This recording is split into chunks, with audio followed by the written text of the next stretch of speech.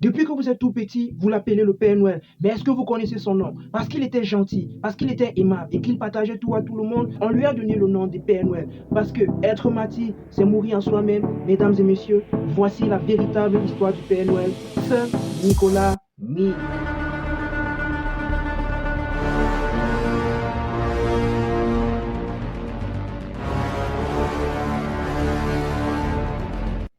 Bonjour à tous, bienvenue dans cette chaîne Histoire de Saints. Dans cette chaîne, nous racontons les histoires de ceux-là qui impactent ce monde de façon positive pour nous aider à nous améliorer et à grandir dans la foi. Donc, si vous êtes intéressé par cette thématique, merci de vous abonner, de liker et de partager cette vidéo pour agrandir le peuple de Dieu. Notre histoire commence au IIIe siècle sur les côtes ensoleillées de la Turquie actuelle. C'est là qu'est né Nicolas, qui deviendra plus tard Saint Nicolas et qui est communément appelé le Père Noël. Il est donc né d'une famille qui était immensément riche. Très tôt donc dans son bas âge, ses parents l'apprennent la foi, l'inculquent des valeurs telles que la charité, le bien-être, l'amour pour les autres. Mais sauf que ses parents vont mourir quand il est encore très jeune. Nicolas se retrouve donc tout seul avec une richesse colossal, il a beaucoup de biens, beaucoup de dons, mais il est tenté par vivre dans une vie de luxure, de plaisir, de voyage et de tout ce que vous ne vous imaginez même pas, parce qu'il est bien, il en avait tellement. Mais sauf que il se rappelle toujours de ses parents, que ses parents lui donnaient pour inculquer la valeur et la charité, et son cœur va être dirigé ailleurs. Un jour, Nicolas apprend la détresse de l'un de ses voisins. Il a un voisin qui avait tellement de biens, mais qui a tout perdu de façon brusque. Et cet homme-là a 3 jeunes filles qui sont vraiment très belles. Mais le père, dans cette pauvreté, ayant tout perdu, il a en tête qu'il va vendre ses filles. Et cela interpelle Nicolas, justement parce que ses filles étaient très belles, il se disait, il a tout perdu. Donc même l'argent pour que ses filles, il n'en aura même plus. Il se dit, s'il les vend, au moins il pourra avoir quelque chose. Cela va interpeller Nicolas, il se dit, face à cette injustice, il ne peut pas rester indifférent. Et qu'est-ce qui va se passer, les amis? Écoutez bien, parce que c'est là où ça devient intéressant. C'est là où le mythe du Père Noël va naître.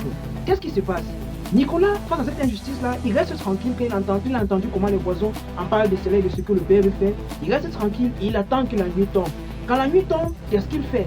Il va chez cet homme qui a tout perdu, il va se glisser par la fenêtre parce que ce monsieur-là, il dormait, il laissait toujours entre-ouvert la fenêtre de sa porte. Il va donc se glisser sur la fenêtre de ce monsieur-là, entrer dans sa maison et déposer un ballot de mine d'or chez ce monsieur-là. Il va ressortir discrètement, façon incognito, comme si rien ne s'était passé. Et le matin, le monsieur à son réveil, il découvre le ballot d'or qui est dans sa maison. Il est tellement surpris et en même temps, il est très content parce qu'il revoit de nouveau la richesse. Le père étant très content maintenant peut désormais marier sa fille, sa première fille aînée. Parce qu'il faut savoir que ces filles, comme je vous le disais, étaient très belles et elles avaient des prétendants. Mais sauf qu'à l'époque, pour qu'un mariage soit bien organisé, le père de la fille devait aussi y contribuer et parfois beaucoup pour organiser le mariage de ses filles. Donc quand il a eu cette mine d'or là, il a donc pu organiser le mariage de sa fille aînée.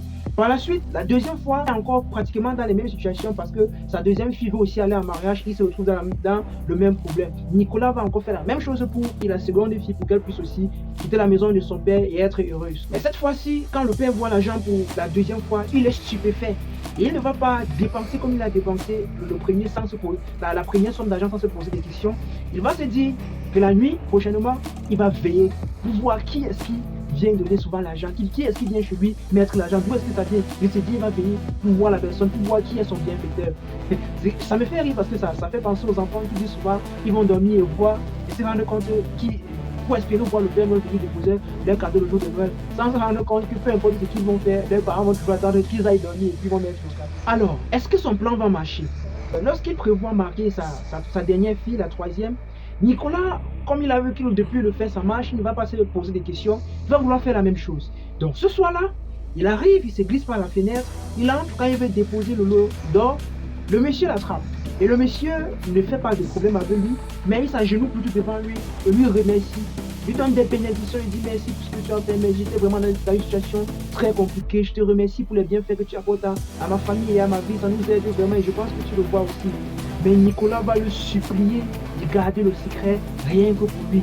Il ne veut que cela soit connu de personne d'autre. Il veut que le secret soit effectivement gardé parce qu'il ne veut pas qu'il y ait des regards sur lui. Vous voyez cette façon d'être humble-là. Donner sans attendre retour. Il donne simplement par amour. Mais vous savez, quand vous faites du bien, ça ne se cache jamais. Donc, la renommée de Nicolas va se faire connaître dans la ville de Nîmes en Turquie. Sa renommée va se répandre pour sa bonté et pour ses bienfaits. Même Jésus, quand il a multiplié les poissons, il a dit, ne dites à personne. Mais après, l'histoire s'est répandue partout à tout le monde. Tout le monde savait déjà qu'il fait des miracles et tout, alors que ça continue. Donc, quand on fait du bien aux gens, ça a toujours des répercussions. Il ne s'empêche pas de dire aux autres tout le bien que vous les avez fait. Quelque temps plus tard, la ville de Mie a besoin d'un évêque. Et les fidèles de cette paroisse-là prient fortement pour que Dieu les envoie un bon guide qui saura les conduire vers le chemin de la vérité. Et pour que quelqu'un soit ordonné évêque, la légende à l'époque voudrait qu'un prêtre ait une vision. Et voici ce qui se passe. Le lendemain, le premier homme qui entrera dans l'église s'appellera Nicolas et il sera évêque. Et effectivement, le lendemain matin, comme à s'accoutumer, Nicolas s'en va à l'église comme d'habitude pour faire sa prière quotidienne. Et lorsqu'il entre à l'église, directement, il est pris et on veut faire en sorte qu'il devienne l'évêque de Mie. Et cela même contre son gré parce que lui était un peu réticent, il ne le voulait pas vraiment. Mais comme à son fond intérieur, il sait qu'avec la volonté de Dieu, il ne faut pas bagarrer. Il accepte et il se plie aux recommandations des prêtres qui étaient là. Et il devient donc ainsi l'évêque de Mie. Devenu évêque, sa compassion n'a plus de limite. Un jour, une famille terrible est en train de frapper la ville. Et là, il y a un bateau qui revient avec du miel. Il voit donc un bateau rempli de blé. Et pour sauver sa population de la famine, il va voir les marins, il leur demande de diviser une partie de ce blé qui pratiquement remplit le bateau pour qu'ils puissent nourrir la population de sa ville. Et il dit aux marins qui vont prendre la mer pour aller livrer la garnison ailleurs qu'en arrivant là-bas, le blé sera intact. Rien ne sera, la quantité de blé sera toujours intacte. Alors les marins sont un peu étonnés, ils hésitent à donner. Mais parce que comme il est évêque et on lui doit du respect, ils acceptent, ils cèdent face à cela, ils coupent une partie de blé, ils donnent à l'évêque Nicolas pour qu'il puisse nourrir sa communauté. Et puis le bateau démarre, le bateau part là où normalement il devait arriver livré. Et quand ils arrivent pour la livraison, ils sont surpris parce qu'ils se rendent compte que la quantité de blé qui est dans le bateau n'a aucunement diminué, elle est restée intacte. Or, Nicolas avait bien coupé une bonne quantité pour livrer sa ville et ils sont surpris. Donc, voilà donc les signes qui montrent que Nicolas est quelqu'un qui est vraiment charitable et que malgré le fait que lui-même il donne, quand les autres veulent le soutenir en son nom, Dieu agit et Dieu couvre toutes les failles. Nicolas n'est donc pas qu'une personne de bonté, il est aussi un guerrier dans la foi. Parce que en l'an 325, il va assister au premier concile œcuménique.